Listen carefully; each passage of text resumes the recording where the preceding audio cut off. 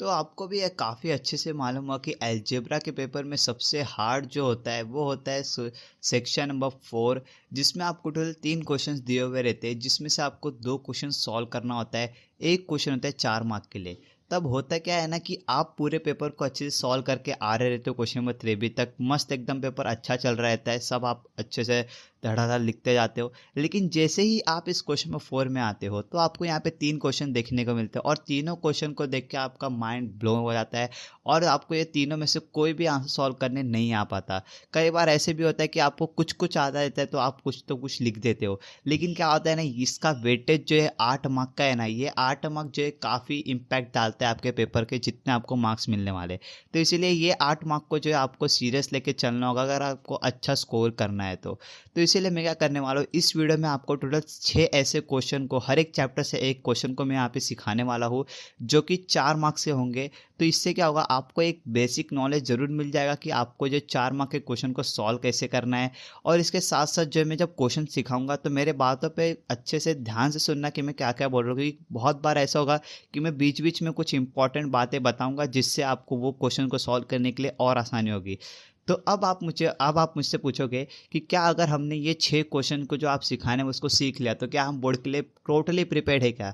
तो मैं टोटली जो है यहाँ पर वर्ड ऐड नहीं करना चाहूँगा, क्योंकि मैंने क्या किया है, मैंने सोचा कि ये 6 क्वेश्चन के साथ साथ जो है मुझे आपको एडिशनल क्वेश्चन भी देना होगा, जिससे आप अगर प्रैक्टिस करो तो आपका बेस जो है और स्ट्रांग हो जाएगा, जिससे आपके बोर्ड में जो है हॉर्स क्वेश्चन को सॉल्व करने का प्रोबेबिलिटी और बढ़ जाएगा। तो इसीलिए आप क्या करो, इस वीडियो को पूरा देखो स्टार्ट टू एंड अच्छे से, और उसका डिस्क्रिप्शन में मैंने एक पीडीएफ दिया हुआ रहेगा। उस पीडीएफ में मैंने 12 क्वेश्चंस दिए हुए हैं, तो आपको क्या करना है, 12 क्वेश्चन को भी अच्छे से सॉल्व कर लेना है, जिससे क्या होगा कि आप जो है हॉर्स को अच्छे से समझ पाओगे। और जो है बोर्ड्स में, अभी देखो बोर्ड्स का हमें नहीं पता कि बोर्ड्स में कैसे क्वेश्चन आने वाला है, ठीक है ना। तो आपको क्या करना है, आपको प्रिपेयर रहना है कि आप कुछ ना कुछ तो लिख कर आओ, एटलीस्ट 8 में से 6 मार्क तो आप स्कोर कर पाओ, ठीक है ना। तो चलिए बिना समय का पाए हम बढ़ते हैं क्वेश्चन नंबर 1 की तरफ। और मैं फिर से एक बार बता रहा हूँ कि इस वीडियो को आखिर तक जरूर देखें और एक एक बात को मेरे ध्यान से सुनना अगर आपको अच्छे से समझना है तो चलिए बढ़ते हैं क्वेश्चन 1 जो है चैप्टर नंबर 1 से। अब देखो ये चैप्टर नंबर 1 से फर्स्ट क्वेश्चन है, तो ऐसे करते करते सारे क्वेश्चन रहेंगे, हर एक चैप्टर से एक क्वेश्चन रहेंगे। तो फर्स्ट क्वेश्चन है मेरा linear equation two variable. First question यहाँ पे देख सकते हैं, यहाँ पे लिखा हुआ है मेरे, आउट ऑफ 555 किलोमीटर, तो out of 555 kilometre which are travel certain distance by bus and remaining distance by car. इसका मतलब क्या हुआ, यहाँ पर एक मान के चलते एक रोड है, जो रोड कितना किलोमीटर का है, 555 किलोमीटर का है, और विशाल समझ लो यहाँ पर खड़ा है। अब विशाल को लेकर यहाँ से लेकर यहाँ तक जाना था, तो उसने क्या किया, उसने 2 व्हीकल का यूज़ किया। पहले क्या है, उसने यूज़ किया बस, और दूसरा क्या यूज़ किया, कार। कहाँ से लेकर यहाँ तक जाने के लिए। अब यहाँ पर क्या लिखा है, जो बस है मेरा, वो बस कितना ट्रैवल कर रहा है, बस ट्रैवल कर रहा है an average speed of 60 kilometre per hour.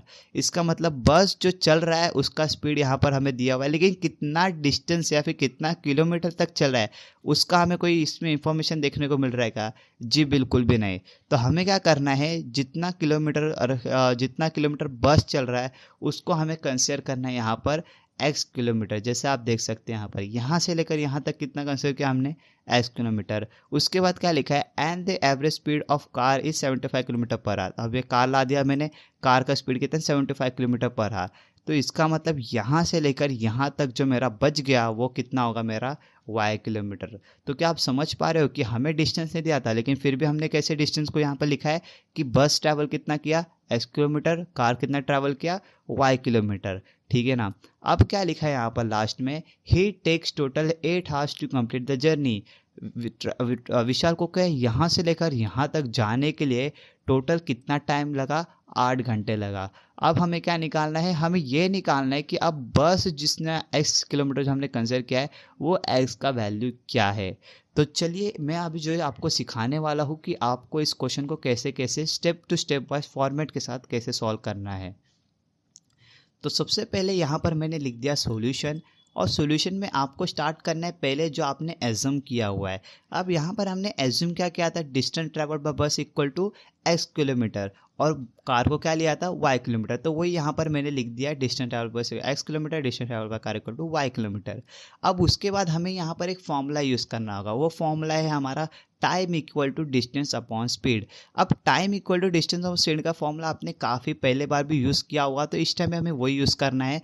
अब इसको क्या करना है, इसको हमें इस वाले में इम्प्लीमेंट करना है। तो मैं क्या लिखूंगा, time taken to travel by bus equal to, तो बस का डिस्टेंस कितना ट्रैवल किया उसने, डिस्टेंस का लिया हमने एक्स, तो एक्स लिख देंगे। स्पीड कितना था बस का 60, तो 60 किलोमीटर पर हार, तो हार्स को एडिशनली ऐड कर देंगे। लाइक वाइज हम ऐसा कार का भी करेंगे, तो कार का डिस्टेंस कितना है मेरा वाई, स्पीड कितना है 75। एक बार जैसे आप इन दोनों को लिख लेते हो तो आपको जो एक कंडीशंस के और बढ़ना है। अब कंडीशंस क्या क्या दिया हुआ है, आउट ऑफ 555 किलोमीटर, तो इधर से आपको समझ जाता है कि x को अगर y से प्लस किया तो दोनों मिला के कितना डिस्टेंस बनेगा मेरे 555 किलोमीटर। तो मैं लिख दूंगा x plus y equal to 555, जो है मेरा फर्स्ट इक्वेशन में यहाँ पे फॉर्म कर लूँगा। और सेकंड इक्वेशन क्या होगा मेरा, कितना टाइम लिया उसने 8 घंटे लिए, तो मैं क्या लिखूंगा, and x upon 60 plus y upon 75 equal to 8। अब देखो क्या होता है ना, एक बार ये आपका कंडीशन बन गया तो समझ लो आपका आगे का आंसर एकदम अच्छे से जाने वाला है, क्योंकि सबसे डिफिकल्ट पार्ट होता है यहाँ पर इक्वेशंस को फॉर्म करना।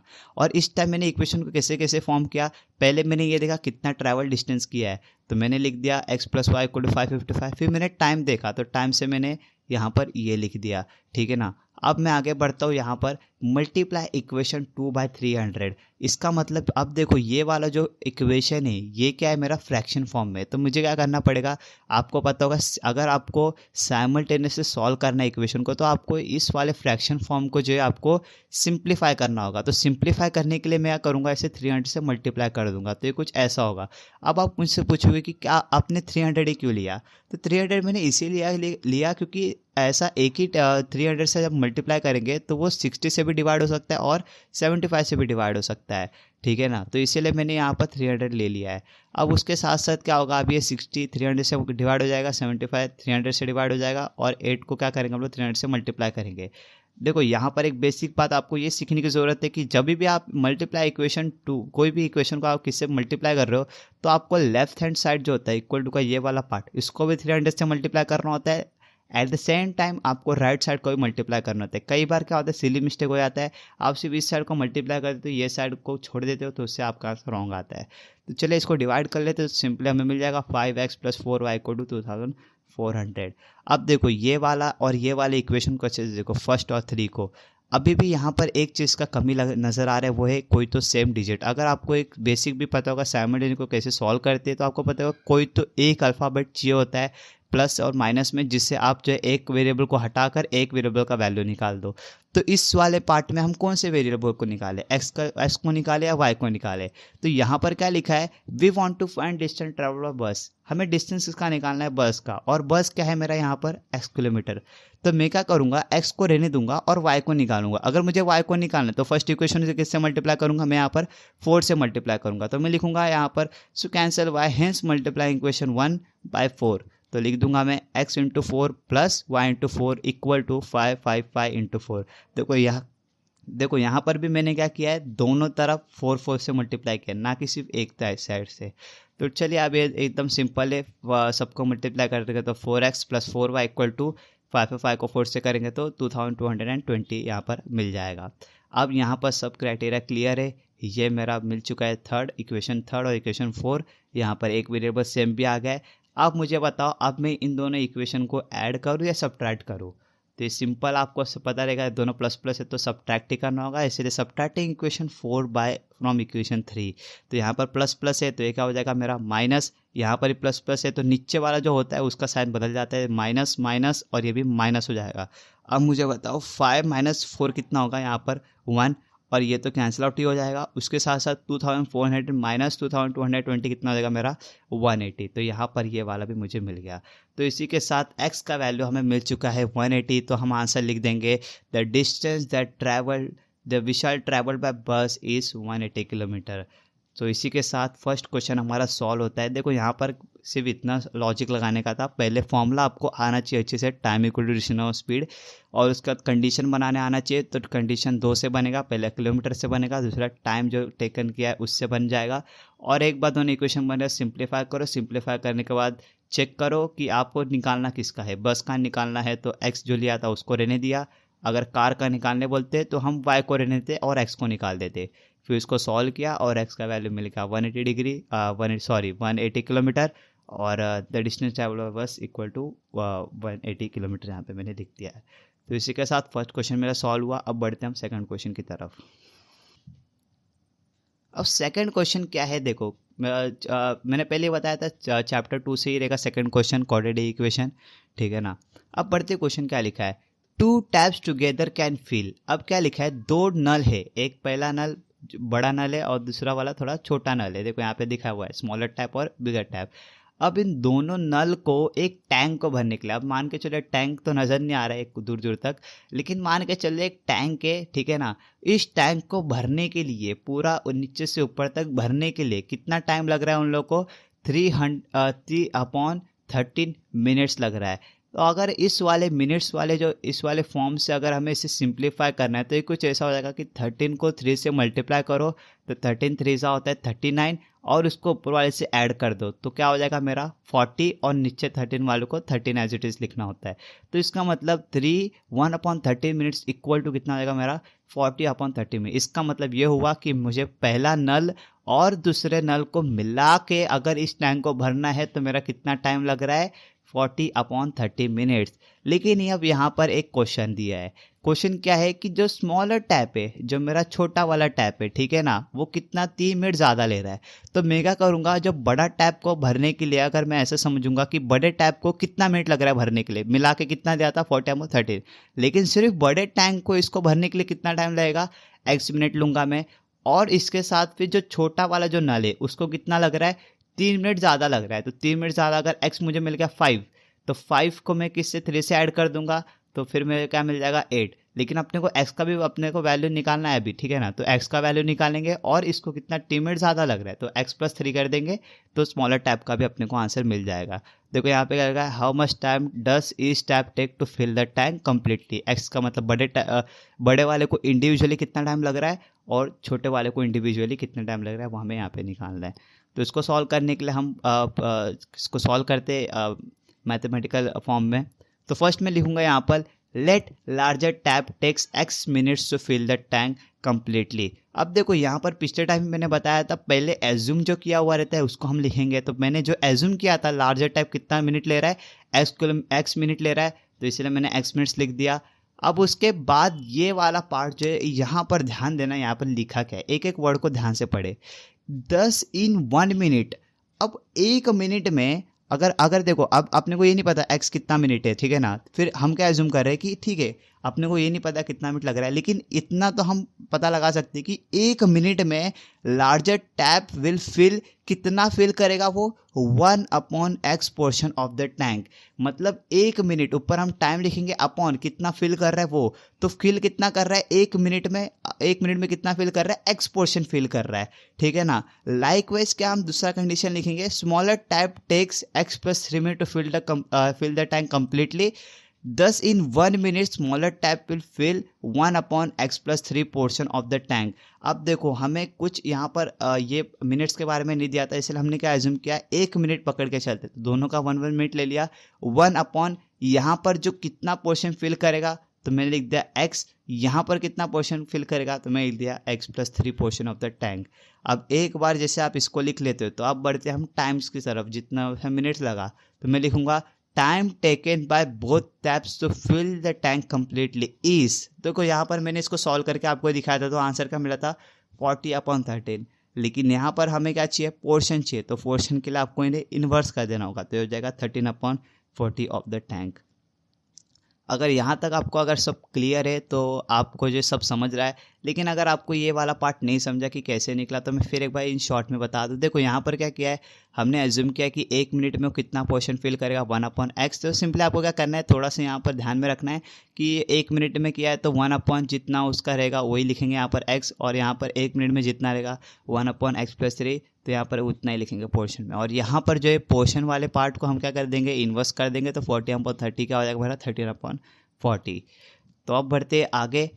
तो अब देखो यहाँ पर क्या होने वाला है, 10 we can write 1/x + 1/x+3 equal to 13/40। इसका मतलब ये हुआ कि इंडिविजुअली पकड़ के चलते हैं, इसको 1 मिनट में कितना फिल कर रहा है x, ये 1 मिनट में कितना फिल कर रहा है। लेकिन अपने को ये तो पता है ना कि दोनों मिला के फिल कितना करने वाले, कितना टाइम लेने वाले। तो उसको क्या लिख देंगे हम लोग, जो यहाँ पर आंसर था मेरा 13/40 वो लिख देंगे। इसका मतलब ये हुआ कि पहले वाले को लगने दो 5 मिनट लगने दो चाहे 6 मिनट लगने दो, इसको भी 5 मिनट लगने दो 6 मिनट लगने दो, लेकिन दोनों को मिला के लग कितना रहा है, 13/40। तो वही मैंने यहाँ पे लिख दिया कि दोनों को मिला के कितना टाइम लग रहा है 13/40। और अगर दोनों को मिला के 13/40 मिल रहा है तो इससे हम क्या करेंगे, अभी इसको सॉल्व देखो कितना अच्छे से मैंने सॉल्व करके दिखाया यहाँ पर। अब पहले क्या करेंगे, इसको इससे मल्टीप्लाई करेंगे। अब आपको फ्रैक्शन को प्लस करने आता होगा तो बहुत अच्छा, लेकिन अगर आपको नहीं आता तो मैं आपको सिखा दूँ। अगर ऐसा आपको 4 फ्रैक्शंस मतलब 2 फ्रैक्शन दिख जाता है और उनको आपको ऐड करना है तो आपको क्या करना होता है, पहले इस वाले को इससे मल्टीप्लाई करना होता है। तो अगर x+3 को 1 से हम मल्टीप्लाई करेंगे तो क्या मिल जाएगा, x+3, कुछ चेंजेस नहीं देखने को मिलेगा। उसके बाद यहाँ से इसको मल्टीप्लाई करने का, फिर उसके बाद इसको इससे मल्टीप्लाई करने का। तो 1 + x कितना होता है मेरा, +1x भी लिख सकते हैं, फिर सिंपल x भी लिख देंगे अपॉन। अब इन दोनों को ऐड मल्टीप्लाई कर दिया, बीच में ऐड का साइन दे दिया। अब क्या करेंगे, बाजू को बाजू वाले के साथ मल्टीप्लाई करेंगे। तो x को यहाँ पे लिख दिया मैंने और इसको ब्रैकेट में लिख दिया x+3। अब मल्टीप्लाई नेक्स्ट स्टेप में करेंगे, लेकिन पहले आपको क्या करना है, ऐसे लिख देना है, ठीक है ना। अब उसके बाद देखो यहाँ पर x है, यहाँ पर x है, दोनों प्लस x है, तो ये 1 हो जाएगा, 1x + 1x। तो 1 + 1 कितना होता है 2, तो यहाँ पर मैंने लिख दिया 2x प्लस कितना है मेरा 3, तो +3 लिख दिया अपॉन। अब इसको कैसे मल्टीप्लाई करते हैं, x को जो है इससे पहले मल्टीप्लाई करेंगे, तो x × x कितना होता है मेरा x² प्लस, यहाँ पर प्लस का साइन था तो प्लस, और x को 3 से मल्टीप्लाई करो आप तो कितना आ जाएगा मेरा 3x। देखो कोई भी आप नंबर को अगर वेरिएबल से मल्टीप्लाई करते हो ना तो उसमें क्या करना होता है, सिर्फ उसको मल्टीप्लिकेशन फॉर्म में ऐसा लिख देना होता है, मतलब चिपका कर लिख देना है। लेकिन आपको जब एडिशन फॉर्म रहता है ना, एडिशन, ठीक है ना, 2 को ऐड कर रहे हो तो ऐड करते समय आपको नंबर को, उसका जो कोएफिशिएंट होता है उसका पहले वाला नंबर, उसको ध्यान में रखना पड़ता है। तो यहाँ पर कुछ नहीं आता तो क्या मैंने लिया 1, यहाँ पर भी कुछ नहीं आता तो क्या लिया मैंने 1। तो 1 + 1 कितना हो जाएगा 2x + 3/x, ये मैंने दिख दिया पर इसको एज इट इज कॉपी। अब क्या होगा मेरा, इसको मैं यहाँ पर डिवाइड में है तो ये यहाँ पे जाके क्या हो जाएगा मल्टीप्लाई, ये यहाँ पे डिवाइड में तो यहाँ पे क्या हो जाएगा मल्टीप्लाई, मतलब इसको क्रॉस मल्टीप्लाई करना है यहाँ पर। तो इसको 40 को इससे मल्टीप्लाई कर दिया, इसको इससे मल्टीप्लाई कर दिया, आपको देखने को मिल रहा होगा। अब इसको कैसे सॉल्व करेंगे, फिर से पहले इसको मल्टीप्लाई करेंगे, फिर इसको इससे मल्टीप्लाई करेंगे, तो क्या हो जाएगा मेरा, इसको इससे मल्टीप्लाई करने के बाद 80x प्लस 40 को 3 से मल्टीप्लाई करने के बाद 120। लाइकवाइज यहाँ पर 13 को x² से मल्टीप्लाई करेंगे तो 13x² प्लस 13 को 3x से करेंगे तो 39x। आई होप कि यहाँ तक आपको सब क्लियर है। और उसके बाद एक बार यहाँ तक आप सॉल्व कर लेते हो तो आपको क्या करना होगा, इस वाले फॉर्म को थोड़ा रीअरेंज कर देना होगा, मतलब यहाँ पर जो है लिखा हुआ है इस वाले पार्ट को इस साइड लेकर आ जाना होगा। तो ये क्या हो जाएगा, ये +80x था तो यहाँ पर क्या हो जाएगा -80x, ये भी प्लस था तो क्या हो जाएगा -120। अब यहाँ पे कुछ नहीं बचा तो हमने क्या लिख दिया यहाँ पे 0 = 13x² प्लस 39x, यहाँ पर प्लस था तो माइनस और यहाँ पे प्लस था तो माइनस, तो पूरा ये ऐसा बन जाएगा। अब आपको क्या करना है, इन दोनों को सब्ट्रैक्ट कर देना है। तो 39 - 80 कितना होगा मेरा 41x -120। तो मैंने लिख दिया यहाँ पे 13x² -41x -120 = 0। तो एक बार आपका ये क्वाड्रेटिक इक्वेशन फॉर्म हो गया तो आपको समझ जाना आपका आंसर सॉल्व हो चुका है। अब आपके पास 2 ऑप्शन है, तीन ऑप्शन है। पहला, या तो आप इस क्वाड्रेटिक इक्वेशन को फॉर्मूला मेथड से अप्लाई करो, या क्वाड्रेटिक अपना फैक्टराइजेशन मेथड से अप्लाई करो, या फिर सेट कंप्लीट स्क्वायर वाला जो मेथड है उससे आप अप्लाई करो। तो मैं इस वीडियो में जो है फैक्टराइजेशन वाला मेथड सॉल्व करने वाला हूँ, फैक्टराइजेशन मेथड से। तो चलिए देखते कैसे मैं सॉल्व कर रहा हूँ। तो मैंने इक्वेशन को लिख दिया। अब आपको पता होगा कि फैक्टराइजेशन मेथड में क्या होता है, पहले आपको इसको और इसको पहले फर्स्ट और लास्ट वाले को मल्टीप्लाई करना होता है। तो ये 13 को किससे मल्टीप्लाई करूँगा -120 से, तो क्या मिल जाएगा मुझे -1560। अब देखो माइनस से एक एक साइन का ना आपको इंपॉर्टेंट रखना होगा यहाँ पे। अब देखो ये माइनस है, ये प्लस है, ये माइनस है, तो प्लस माइनस क्या हो जाएगा मेरा -1560। अब क्या करना पड़ता है, बीच वाले को नज़र देना पड़ता है। बीच वाले का लिखा है यहाँ पे, तो मैं क्या करूँगा 2 कॉलम बना दूंगा और ऐसे लिख दूंगा कि अब मुझे क्या करना है, ऐसे 2 नंबर को फाइंड करना है जिसको मैंने मल्टीप्लाई किया। अगर मैंने इस नंबर और इस नंबर को मल्टीप्लाई किया तो मुझे ये आंसर मिलना चाहिए -1560। और उसके बाद मैंने ऐड, ठीक है ना, ऐड या तो सब्ट्रैक्ट किया तो मुझे क्या मिलना चाहिए -41 मिलना चाहिए। तो उसके लिए एक ही सोल्यूशन है, आपको पहले नंबर ढूंढना होगा जिसको मल्टीप्लाई करने पे ये आंसर मिल रहा है। तो आप जो है काफ़ी रिसर्च करोगे या काफ़ी आप नंबर ढूंढोगे तो आपको फाइनली पता चलेगा कि 65 को जब आप 24 से मल्टीप्लाई करोगे तो आपको क्या समझ में आएगा, यहाँ पर माइनस 1560 मिलेगा। तो अपने को क्या चाहिए, माइनस चाहिए। तो माइनस के लिए मैं क्या करूँगा, दोनों में से अब मेरे पास ऑप्शन है मैं किसको माइनस का साइन दूँ, तो वो अपने को नेक्स्ट वाले से समझेगा कि अब मेरे को किसको माइनस और किसको प्लस का साइन देना है। तो इसके लिए यहाँ पर मैंने क्या लिख दिया, अब देखो यहाँ पे -65 + 24, माइनस प्लस क्या होता है मेरा माइनस, और 65 प्लस माइनस क्या होता है मेरा माइनस, तो इन दोनों को माइनस कर दो तो क्या मिल जाएगा 41, और बड़ा नंबर का साइन, तो बड़े नंबर का साइन क्या मेरा माइनस, तो यहाँ पे बड़े नंबर का साइन -45। तो पहले क्या करना आप, ये थोड़ा मैंने गलत कर दिया यहाँ पे, लेकिन आप क्या करना पहले 65 और 24 लिख दिया, तो यहाँ से पहले चेक करना कि यहाँ पर ऐसा क्या, किसको आप कौन सा साइन दोगे कि आपको ये आंसर मिलेगा, ठीक है ना। तो मुझे समझ गया, यहाँ पे बड़े नंबर को 65 दे दूंगा मैं, तो प्लस माइनस माइनस हो जाएगा, और बड़े नंबर का साइन से -41 हो जाएगा, और लाइकवाइज ये माइनस इसको दे दिया, तो ये भी क्राइटेरिया पूरा हो गया मेरा। तो एक बार ये क्राइटेरिया पूरा होता है तो आपको ये दोनों नंबर को ध्यान में रखना है और फिर उसको यहाँ पर पेस्ट कर देना है। तो लिख दिया मैंने 13x² माइनस पहले बड़ा नंबर -65x, तो -65x प्लस क्या लिखेगा मैं 24x - 120 = 0। अब उसके बाद दो को ग्रुप बनाना है, आपको आता होगा पहले से, इसे मैं फिर भी इसको सिखा रहा हूँ ताकि आप जो है मतलब जो लोग को इतना क्लियर नहीं हुआ अब तक वो भी सीख पाए इस चीज़ को, ठीक है ना। तो उसके बाद ये मेरा हो जाएगा 13x² - 65x से, तो यहाँ पर क्या करना होगा, अभी मुझे इससे कॉमन में लेना होगा। तो कॉमन में कैसे लूँगा मैं, 13x को एक में ले लूँगा और x - 5 को ब्रैकेट में लिख दूंगा। अब इससे मल्टीप्लाई करते देखते क्या हमारा ऊपर वाला आंसर आ रहा है क्या, इसको क्रॉस चेक कर रहे हैं हम लोग। तो मैं क्या देखूंगा यहाँ पे 13x × x, 13x × x का मेरा ये आ रहा है क्या, तो यस 13 × x कितना होता है 13x² माइनस 13x को अगर मैंने -5 से मल्टीप्लाई किया तो क्या ये आंसर आ रहा है क्या, यस ये भी आंसर आया, क्योंकि 13 × 5 कितना होता है 65, और x को x दे देंगे और माइनस है तो माइनस का साइन दे देंगे, क्योंकि प्लस माइनस क्या होता है हमेशा माइनस होता है। अब ये वाला को हमने फैक्टराइज कर लिया, अब इसको भी वही करेंगे हम लोग। तो उससे पहले क्या करना होता है, देखो ये आपका क्लियर है ना, अगर आपका ये राइट है तो क्या करना है, इसको कॉपी पेस्ट कर देने का। एक बार कॉपी पेस्ट कर दोगे ना तो आपको ईजी पड़ेगा। अब आपको सिर्फ एक नंबर ऐसा ढूंढना है जिसको यहाँ पर ऐसा क्या लिखोगे कि इन दोनों को मल्टीप्लाई करने के बाद ये मिलेगा, और फिर यहाँ पर ऐसा कौन सा नंबर लिखोगे जिनको इन दोनों को मल्टीप्लाई करने के बाद ये मिलेगा। तो सिंपल है 24 लिख देंगे, 24 लिखेंगे तो क्या होगा 24 × x, 24x हो जाएगा, 24 × 5 कितना हो जाएगा -5 - 120 हो जाएगा। तो फाइनली हमारे यहाँ पे सॉल्व हो चुका है, = 0 लिख देंगे, और देखो 0 हमेशा लिखते रहना है अपने को, ठीक है ना। अब देखो 13x को इस वाले से कंबाइन कर देना है और x - 5 को कॉमन ले लेना है। तो 13x + 24 = 0, x - 5 = 0। अब उसके बाद देखो ये x यहाँ पर 13x + 24 है, तो यहाँ पर +24 इस साइड है तो उस साइड क्या हो जाएगा -24 हो जाएगा, और यहाँ पर -5 है तो उस साइड क्या हो जाएगा +5 हो जाएगा। फिर उसके बाद देखो यहाँ पे 13 × x है, अब कुछ नहीं रहता तो क्या होता है अपने को पता है कि 13x मतलब क्या होता है 13 × x होता है। तो 13 को मैं क्या करूँगा, मल्टीप्लाई था तो इस साइड भेज के डिवाइड में डाल दूंगा, और x = 5 को x = 5 लिखूंगा। अब यहाँ पे क्या लिखा है मैंने, hence time taken should not be negative. अब देखो जाहिर सी बात है, क्या टाइम कभी नेगेटिव में होता है क्या, आपने कभी ऐसे सुना है कि आप भाई -1250 हो रहा है, -1250 कभी होता है क्या, नहीं होता गाइस। तो इसीलिए हम क्या करेंगे, पॉजिटिव जो मेरा आंसर है उसको पिकआउट करेंगे। अब देखो ये वाला जो इक्वेशन जो मैंने सॉल्व किया है, ये फैक्ट फॉर्मूला मेथड से भी आप सॉल्व कर सकते थे, तो उससे आपको आई थिंक मुझे लग रहा है इतना टाइम आपको नहीं लगेगा, क्योंकि यहाँ पर मैंने क्या किया है डायरेक्ट नंबर लिख के आपको सिखा दिया। लेकिन बोर्ड में रहोगे और आपको ऐसा क्वेश्चन आएगा तो आप नहीं ढूंढ पाओगे कि 65 24 क्या लूँ, ठीक है ना। तो आप क्या करना, आप फॉर्मूला मेथड यूज़ कर लेना, फॉर्मूला मेथड आपको सीखना होगा अगर आपको नहीं आता है तो, ठीक है ना। तो आप उसे सीख लीजिए, उस वाले मेथड से भी आप इसे सॉल्व कर लोगे तो आपको यही घुमा फिरा के आंसर मिलेगा।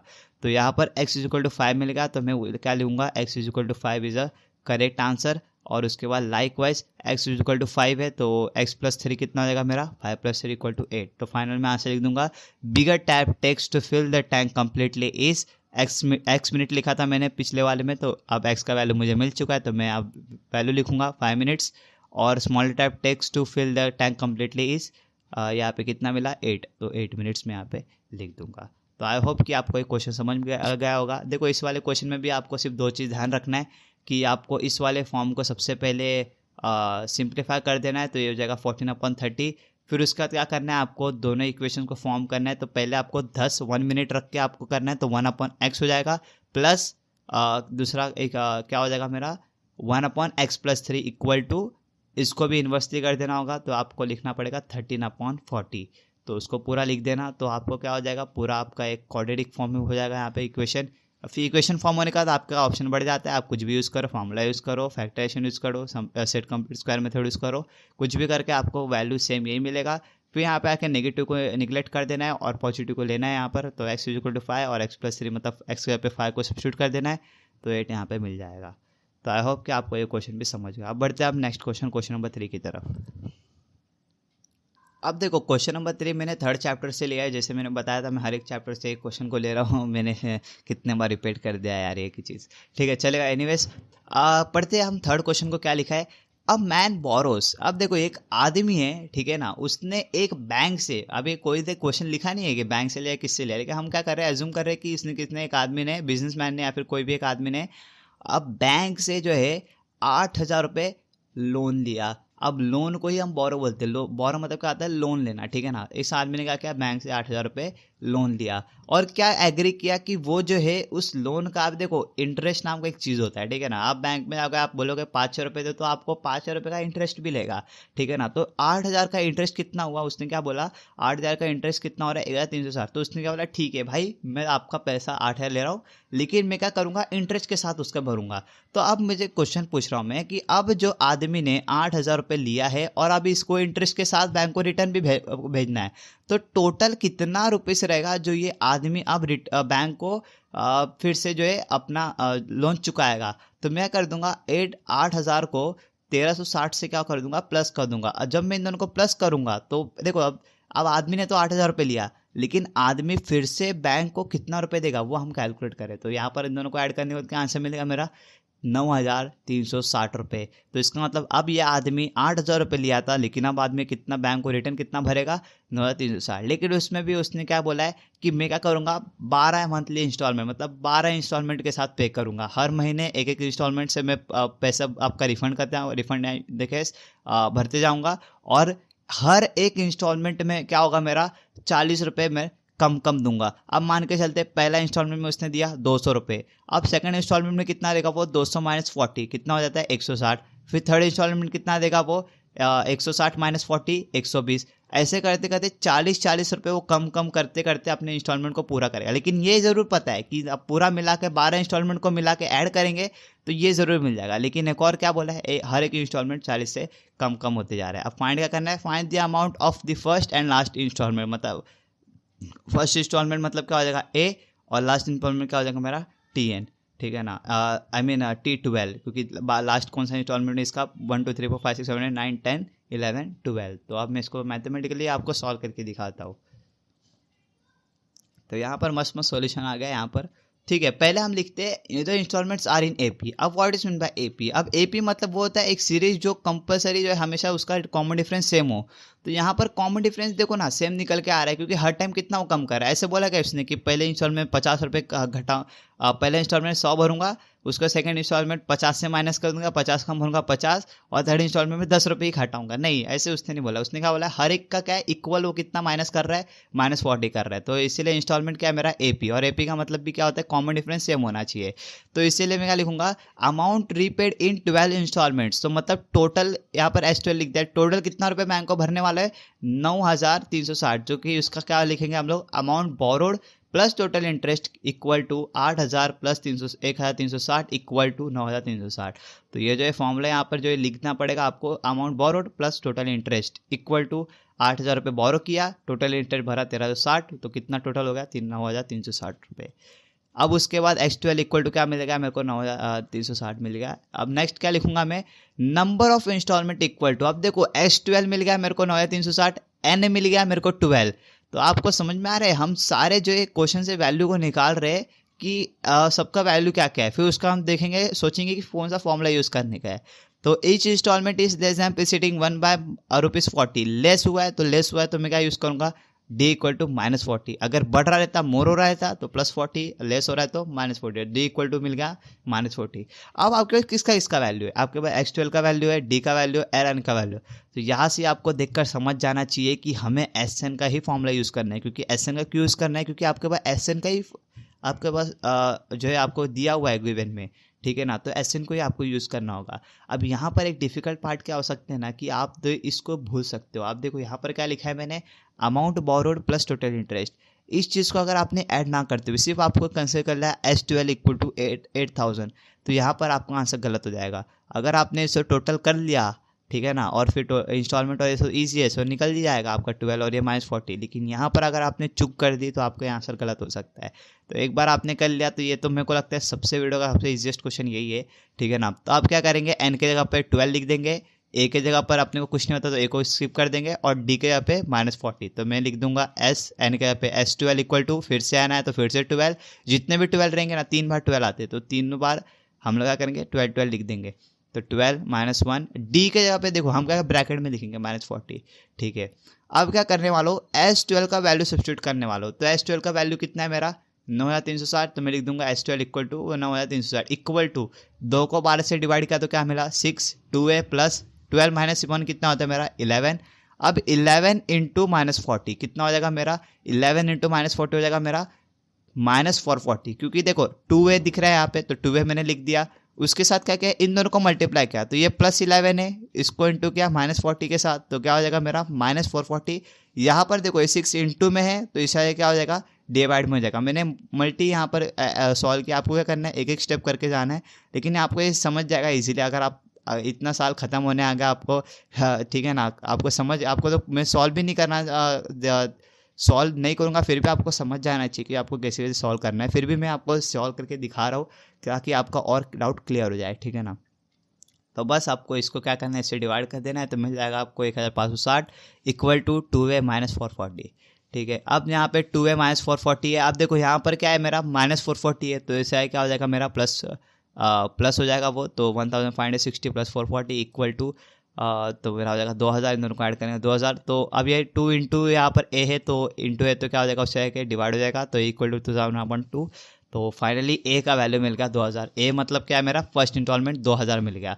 अब लास्ट इंस्टॉलमेंट मतलब क्या होगा, लास्ट इंस्टॉलमेंट मतलब होगा T12, क्योंकि लास्ट इंस्टॉलमेंट उसका कितना है 12 भर रहा है, तो 1 2 3 4 करते रहते भरेगा भरेगा भरेगा, और लास्ट का इंस्टॉलमेंट कितना भर रहा है वो हम निकालेंगे। तो मैं लिख दूंगा 10 equal to a plus m - 1d, और फिर T12 का यहाँ पे निकालूंगा क्योंकि लास्ट अपने को चेक करना है। तो अगर एक लास्ट सेकंड लास्ट बोल रहा था 11th वाला बोल रहा था तो हम 11 लिखते, 10th इंस्टॉलमेंट बोला तो 10th इंस्टॉलमेंट, 5th इंस्टॉलमेंट बोलता तो 5 लिखते, लेकिन आपने को क्या लास्ट निकालना है तो लास्ट में 12 आएगा।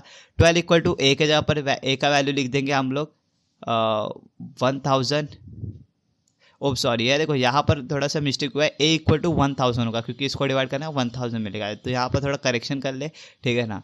तो T12 इक्वल टू 1000 प्लस 12 -1 -40। अब बस इस दोनों को जो है इसको माइनस कर दिया, इन दोनों को मल्टीप्लाई कर दो, मल्टीप्लाई करने का वही मिलेगा यहाँ पर जो किया था हमारा, देखो यहाँ पर -440 वही यहाँ पर मिल गया।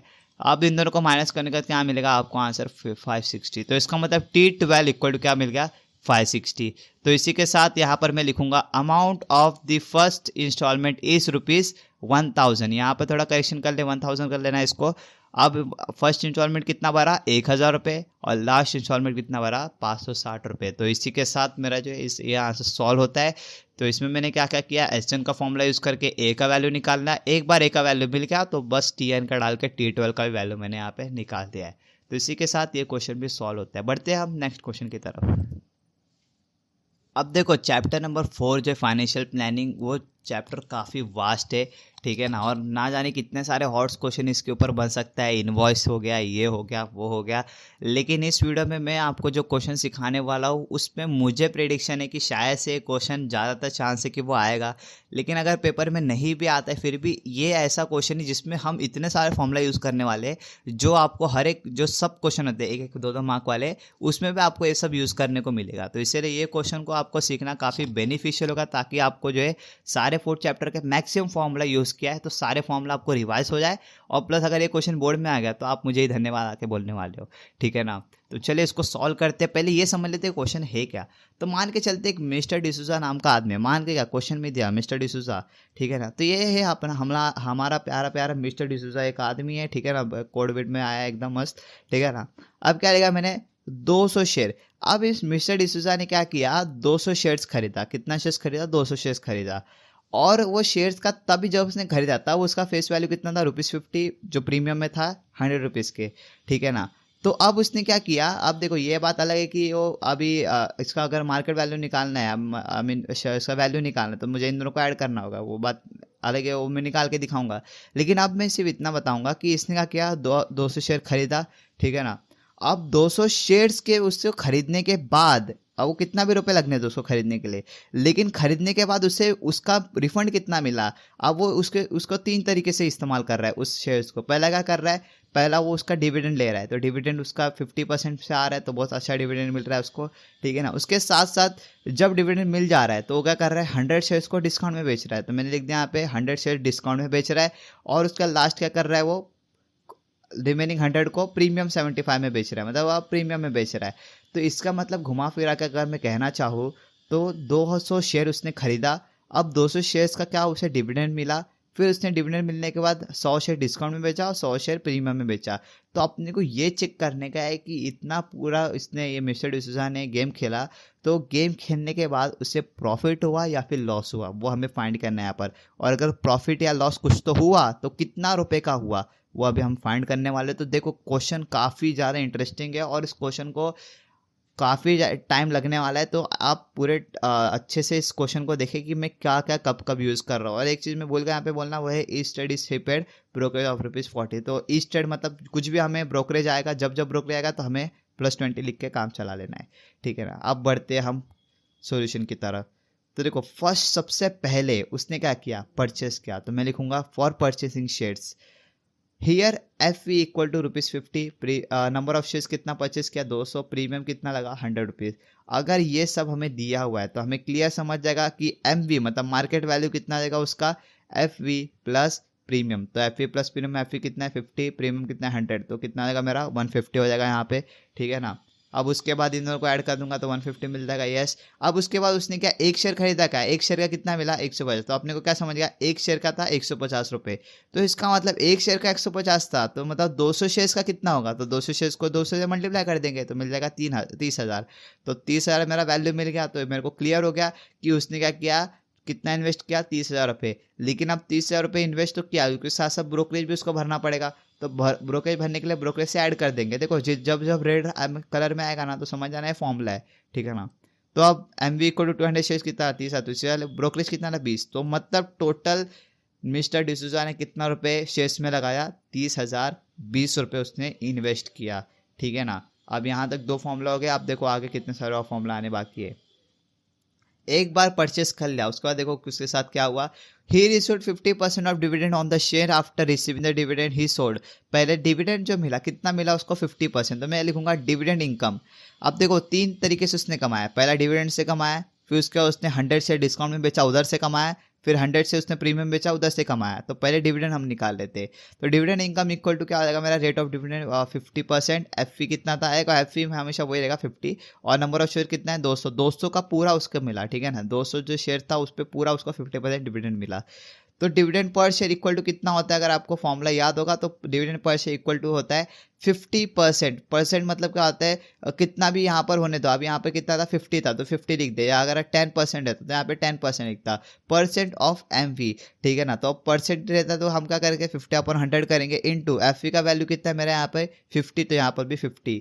अब क्या करेंगे 50 को यहाँ से डिवाइड कर देंगे, अब बहुत सारे ऑप्शन है, आप कुछ भी कर सकते हो। पहले अगर आप इन दोनों को डिवाइड कर रहे हो 50 1 जा 50 2 जा, तो 2 को 50 से डिवाइड करेंगे तो क्या मिलेगा 25, या तो फिर 50 को मल्टीप्लाई करो तो जो आंसर मिलेगा उसको 100 से डिवाइड करो तभी भी आंसर क्या मिलेगा आपको 25 मिलेगा। तो इसका मतलब एक शेयर से उसको कितना रुपए मिल रहा है डिविडेंड, 25 रुपये। और ये तो देख के समझ रहा है कि FV 50 रुपये, तो डिविडेंड 25 रुपये मिलेगा क्योंकि 50% है। तो अब उसको क्या करेंगे 200 अगर डिविडेंड निकालना है तो 200 से मल्टीप्लाई कर देंगे तो कितना मिला 5,000 रुपये। अब देखो ये हो गया मेरा इन्वेस्टेड, ठीक है ना, ये इन्वेस्टेड अलग रखेंगे। और अब देखते हैं कमाई कितना कर रहा है वो इस शेयर से। तो पहला डिविडेंड से मिल गया मेरे को 5,000 रुपये, यस 5,000 रुपये मिल गया। अब क्या करेंगे, अब उसने क्या किया है, he sold 100 shares at a discount of ₹10 and remaining share were sold at premium of ₹75। तो मतलब पहले जो इसने क्या किया डिस्काउंट में बेचा, तो मैं क्या लिखूंगा for selling shares now 100 shares are sold at a discount of ₹100। तो मतलब 100 से उसने 10 रुपये के डिस्काउंट में बेचा। अब मेरे को बताओ फेस वैल्यू तो 50 रुपये, और अब 10 रुपये डिस्काउंट में बेच रहा है, डिस्काउंट मतलब माइनस होगा, तो 50 माइनस 10 कितना होगा 40 होगा, एब्सोल्युटली करेक्ट। तो यहाँ पे मैं लिख दूंगा selling price of 1 share equal to FV minus discount, तो एफ कितना 50, डिस्काउंट 10 है, तो मेरा आंसर मिल जाएगा 40 रुपये। इसका मतलब उसने जो 100 शेयर जो डिस्काउंट में बेचा है, तो उस 100 शेयर का एक शेयर का कितना रुपये उसको मिल रहा है, 40 रुपये। तो आप क्या करेंगे, इसे 100 से मल्टीप्लाई कर देंगे तो क्या मिलेगा, 4000 रुपये। अब 4000 मिलने के बाद उससे ऑप्टेन कितना होगा, तो ऑप्टेन के लिए फॉर्मूला लिखेंगे हम लोग, amount obtained by 100 share equal to selling price minus brokerage. तो ब्रोकरेज से माइनस करेंगे, ब्रोकरेज कितना है मेरा 20 रुपये, तो 4000 माइनस 20 करेंगे तो क्या मिल जाएगा मुझे, 3980। अब बढ़ते आगे, आप सेम यहाँ पर उसने डिस्काउंट में बेचा तो उसको इतना मिला। अब उसने जब प्रीमियम में बेचा तो देखते कितना उसे अमाउंट ऑप्टेन हुआ। तो लिखूंगा मैं also remaining 100 share sold at premium of ₹75। तो उसने सेल किया। अब देखो यहाँ पे एक ही डिफरेंस है, जब वो डिस्काउंट में बेचेगा तो माइनस करने का, प्रीमियम बेचेगा तो प्लस कर देने का। तो 50 + 75 = 125। एक शेयर का 125 मतलब 100 शेयर का कितना होगा, 12500। फिर अमाउंट ऑप्टेन के लिए सेम वही फॉर्मूला यूज़ करेंगे। देखो यहाँ पर भी वही लिखा है, यहाँ पे भी वही लिखा है। तो 12500 को माइनस करेंगे 20 से, तो कितना मिल जाएगा मुझे, 12480। तो यहाँ पर फाइनली हमने पूरे आंसर को सॉल्व कर लिया। अब सिर्फ एक चीज़ हमें देखना बाकी रह गया है कि अब मिस्टर डिसूजा को ये सब करने का प्रॉफिट हुआ या फिर लॉस हुआ। तो चले चेक करते कि बंदे को प्रॉफिट हुआ या लॉस हुआ। तो देखते हैं मिस्टर डिसूजा का इनकम कहाँ कहाँ से निकला। पहला बंदे ने 5000 रुपये इधर से कमाए, डिविडेंड से कमाया। फिर उसका डिस्काउंट से कितना कमाया, 3980 रुपये। और फिर उसका प्रीमियम से कितना कमाया, 12480 रुपये। इन तीनों को ऐड कर देंगे तो हमें इनकम मिल जाएगा 21460 रुपये। तो इसका मतलब मिस्टर डिसूजा ने कमाया कितना, 1460 रुपये। अब देखो यहाँ पर हुआ क्या, उसने इन्वेस्ट कितना रुपए किया था, 30,000 20 रुपये, कमाया कितना, 1460। तो अब मुझे बताओ, इधर 30,000 रुपये कोई आदमी डाल के 1000 रुपये कमा रहा है, तो उसे प्रॉफिट हो रहा है या लॉस हो रहा है। तो आप बता सकते हो इजीली प्रॉफिट हो रहा है। अब अब इजीली बता सकते हो कि उसे लॉस हो रहा है। तो लॉस हो रहा है तो इसका मतलब यहाँ पे लिखूंगा मैं, mister D'Souza invested amount is greater. Invested ज़्यादा किया, कमाई कम हुआ, मतलब लॉस। ठीक है ना। तो लॉस के लिए क्या होगा मेरा, लॉस का फॉर्मूला होगा मेरा, loss equal to amount invested minus income. तो अमाउंट इन्वेस्टेड कितना है, 30,000 माइनस इनकम कितना है मेरा, 1460। तो उन दोनों को माइनस कर देंगे तो क्या मिलेगा मुझे 8560। तो इसका मतलब उससे कितने का लॉस हुआ, 8560। तो मैं आंसर लिख दूंगा, mister D'Souza incurred a loss of ₹8,560। So I hope कि आपको यह आंसर भी क्लियर हो गया होगा। अब हम बढ़ते हैं नेक्स्ट क्वेश्चन की तरफ। क्वेश्चन नंबर 5 जो है वो है प्रोबेबिलिटी की तरफ से। प्रोबेबिलिटी चैप्टर से क्वेश्चन मैंने यहाँ पर पिक किया है। अब देखो प्रोबेबिलिटी में ना बहुत सारे क्वेश्चन है, डाइस का क्वेश्चन हो गया या फिर अलग अलग टाइप के क्वेश्चन है। लेकिन मुझे ऐसा लगता है मैक्सिमम टाइम कि जब इसे हॉर्स क्वेश्चन के अप्लाई किया जाता है तो ज़्यादातर मैंने कहा कार्ड के क्वेश्चन ज़रूर आते। तो इसीलिए मैं क्या करने वाला हूँ, आपको कार्ड का जो फंक्शन है, कार्ड का जो सिस्टम है, वो आपको अच्छे यहाँ पर इस टेबल के थ्रू सिखा देता हूँ, ताकि अगर आपको बोर्ड में प्रोबेबिलिटी वाले चैप्टर से अगर हॉर्स क्वेश्चन में कार्ड के ऊपर क्वेश्चन आता है तो आपको जो इसका ऊपर डाउट क्लियर हो जाए तो आप उसे सच से सॉल्व कर पाओ। तो चलिए देखते हैं कि कार्ड का क्या होता है। अगर आपको पहले से पता है तो आप इस पार्ट को स्किप कर सकते हो, अगर आपको नहीं पता तो फिर से एक बार देख लो कि क्या क्या होता है। पहले मैं बता दूं, टोटल एक पैक ऑफ कार्ड में 52 कार्ड्स होते हैं। अब 52 कार्ड्स में दो कलर होते हैं, एक पहला होता है रेड कलर, दूसरा होता है ब्लैक कलर। दोनों में 26 कार्ड होता है, 26 में 26 इसमें। अब क्या होता है, 26 कार्ड भी दो पार्ट में डिवाइड होता है, एक होता है हार्ट वाले शेप में, एक होता है डायमंड वाले शेप में। 13 इसमें 13 इसमें। अब 13 कार्ड्स कौन से होते हैं, तो किंग होता है, क्वीन होता है, जैक होता है, 10 9 8 7 6 5 4 3 2 के आने का जो फर्स्ट नंबर बोलता है वो उसे एस हम लोग बोलते हैं, तो एस लिखते हैं हम लोग। ठीक है ना। तो इसका मतलब टोटल 13 कार्ड के नाम आपको ध्यान में रखना है, किंग क्वीन जैक, 2 से लेकर 10 तक नंबर और एस। लाइक वाइज डायमंड में भी वही रहता है, मतलब चारों ग्रुप में क्या होता है, यही सेम चीज़ रहता है। ठीक है ना। तो ब्लैक में भी क्या रहेगा, दो ग्रुप रहेगा, 13 13 करके, 13 कार्ड ये रहेगा, 13 कार्ड ये रहेगा। तो ऐसे करते करते आपको समझ जाएगा कि टोटल कितना है, 52।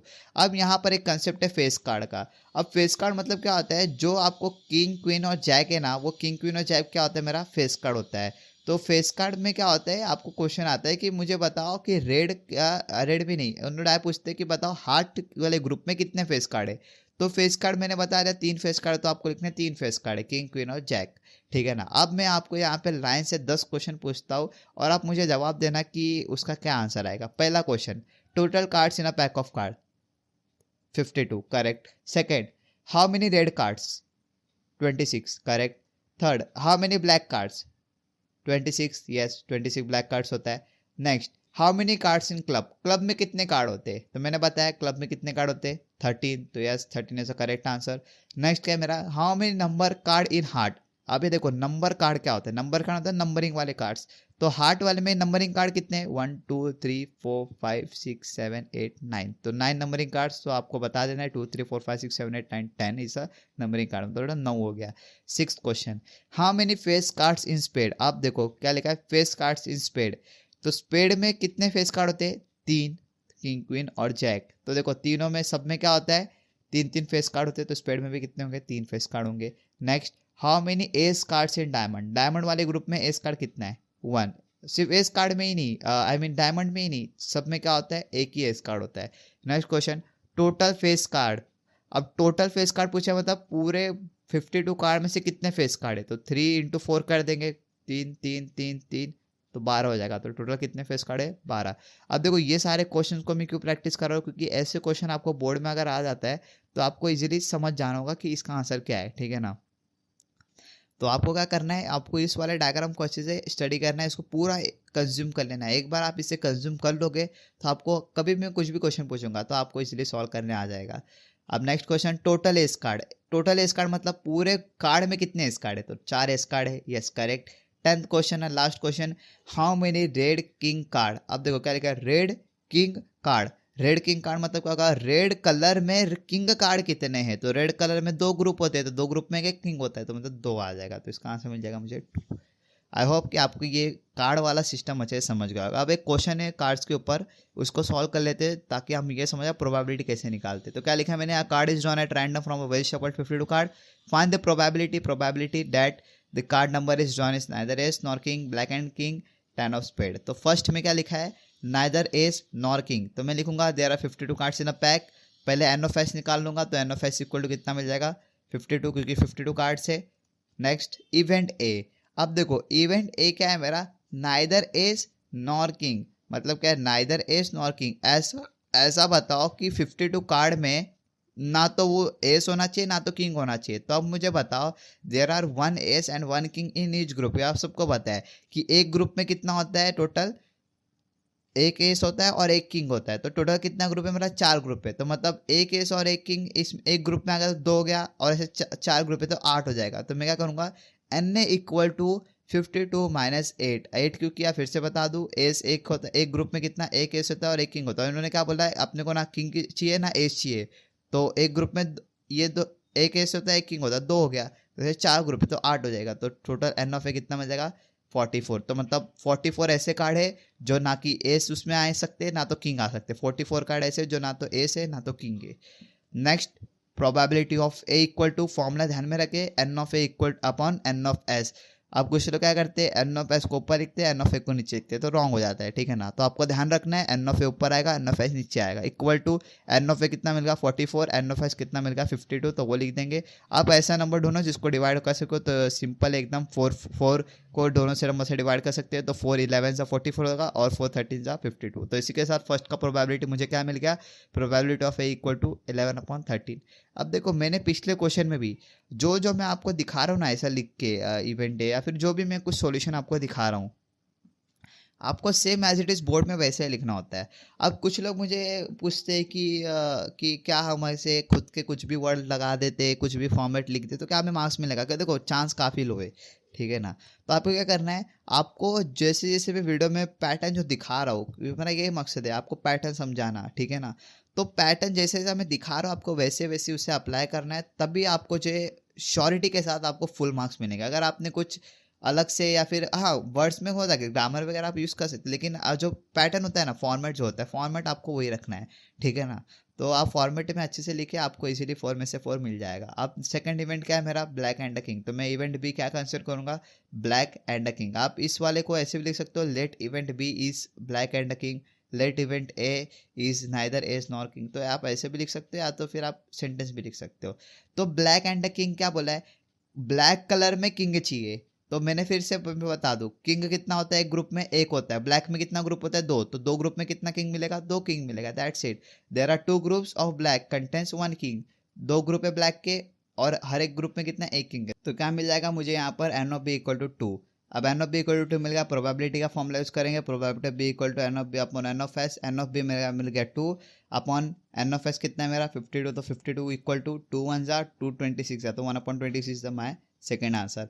इवेंट सी क्या है मेरा 10 ऑफ स्पेड्स, मतलब नंबर 10 के स्पेड के अंदर कितने कार्ड है, तो मैंने बताया था एक ही 10 नंबर है ना, तो एक ही रहेगा, तो मैं लिखूंगा यहाँ पर there are only 1 card of number 10 in spade, ठीक है ना। यहाँ पे क्या लिखा, तो कंफ्यूजिंग है, ऐसे कंफ्यूजिंग क्वेश्चन ही बोर्ड्स में आते हैं हमेशा। इधर क्या लिखा 10 ऑफ स्पेड, तो 10 ऑफ स्पेड मतलब नंबर 10 स्पेड के अंदर कितना है, तो एक ही है, हर एक नंबर एक ही बार होता है, 2 3 4 कोई भी नंबर है एक ही बार रहेगा, तो मैं लिख दूंगा n of C equal to 1, probability का फॉर्मूला लिख दूंगा P of C equal to n of C upon n of S equal to n of C equal to 1 और n of S 52 equal to 1 upon 50, तो P of सी मिल गया मुझे, probability of सी मिल गया मुझे 1 upon 52। I hope कि आपको ये card वाले क्वेश्चन भी समझ गए होंगे। अगर आपको बोर्ड में क्वेश्चन आता है तो मैंने जो टेबल दिखा है उसको अच्छे से स्टडी कर ले, मैं फिर से रिवाइज करा लेता हूँ एक बार, ठीक है ना, फिर से रिवाइज करा लेता हूँ।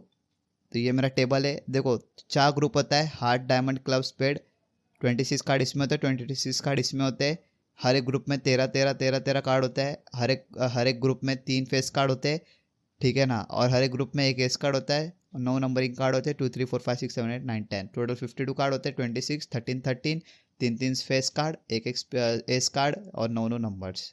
अभी हम बढ़ते 6th क्वेश्चन की तरफ। तो क्वेश्चन है हमारा चैप्टर 6 से, स्टैटिस्टिक्स से। हम पढ़ते क्या दिया है question, the time required for students to do a science experiment and the number of students is shown in the following group frequency distribution table, show the information by histogram and also by a frequency polygon.